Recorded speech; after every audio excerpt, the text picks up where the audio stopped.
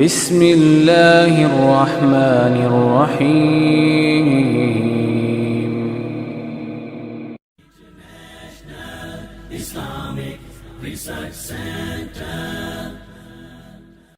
تو یہ ایک عظیم دعا ہے جو اللہ تعالیٰ کی تعریف پر مشتمل ہے.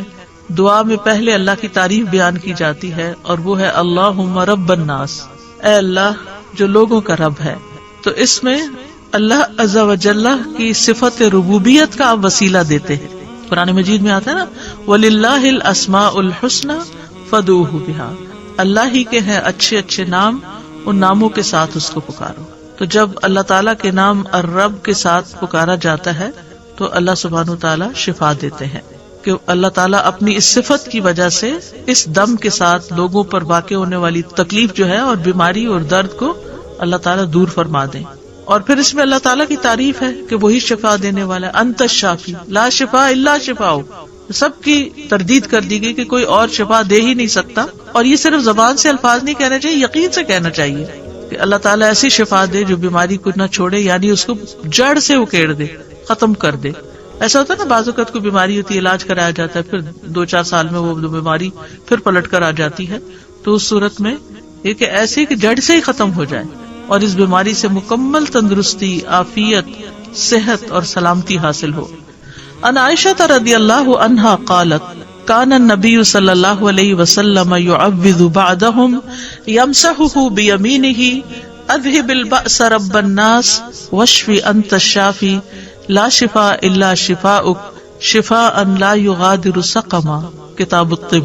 حضرت عائشہ روایت کرتی ہیں کہ نبی کریم صلی اللہ علیہ وسلم کسی کو اللہ کی پناہ میں دیتے دم کرتے وقت اپنا دایاں ہاتھ اس پر پھیرا کرتے تھے اور کہتے اے لوگوں کے رب تکلیف کو دور کر دے اور شفا عطا فرما دے، تو ہی شفا دینے والا ہے، تیری شفا کے سوا کوئی شفا نہیں، ایسی شفا جو بیماری کو باقی نہ چھوڑے. تو اذهب البأس رب الناس واشف انت الشافی لا شفاء الا شفاؤک شفاء لا يغادر سقما. اس حدیث کے دیگر طرق بھی ہیں، اس میں تھوڑے سے لفظی فرق کے ساتھ حدیث آئی ہے. حضرت عائشہ کہتی ہیں رسول اللہ صلی اللہ علیہ وسلم جب کسی مریض کے پاس تشریف لے جاتے یا کوئی مریض آپ کے پاس لایا جاتا تو آپ یہ دعا فرماتے اذهب البأس رب الناس اشفی وانت الشافی. یا تھوڑا سا فرق ہے، لا شفاء الا شفاؤک شفاء لا يغادر سقما. تو اس سے یہ پتہ چلتا ہے کہ مریض کی جو عیادت کریں وہ بھی دم کر سکتے ہیں، گھر کا فرد بھی کر سکتا ہے، مریض اپنے اوپر خود بھی کر سکتا ہے. اور دم میں دائیں ہاتھ کا استعمال کرنا چاہیے، یعنی دایاں ہاتھ متاثرہ جگہ پر پھیرنا چاہیے. اگر کوئی درد ہے کسی جگہ پر یا ویسے پورے جسم میں ہی بخار ہے تو دائیں ہاتھ کی ایک برکت ہوتی ہے، یمین یومن سے بھی ہے برکت والا. امام طبری کہتے ہیں کہ دایاں ہاتھ نیک شگون کے طور پہ پھیرا جاتا ہے کہ اللہ تعالیٰ اس بیماری یا تکلیف کو دور کر دے.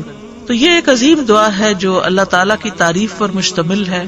دعا میں پہلے اللہ کی تعریف بیان کی جاتی ہے اور وہ ہے اللہم رب الناس، اے اللہ جو لوگوں کا رب ہے. تو اس میں اللہ عز و جل کی صفت ربوبیت کا آپ وسیلہ دیتے ہیں. قرآن مجید میں آتا ہے نا وَلِلَّهِ الْأَسْمَاءُ الْحُسْنَى فَادْعُوهُ بِهَا، اللہ ہی کے ہیں اچھے اچھے نام، ان ناموں کے ساتھ اس کو پکارو.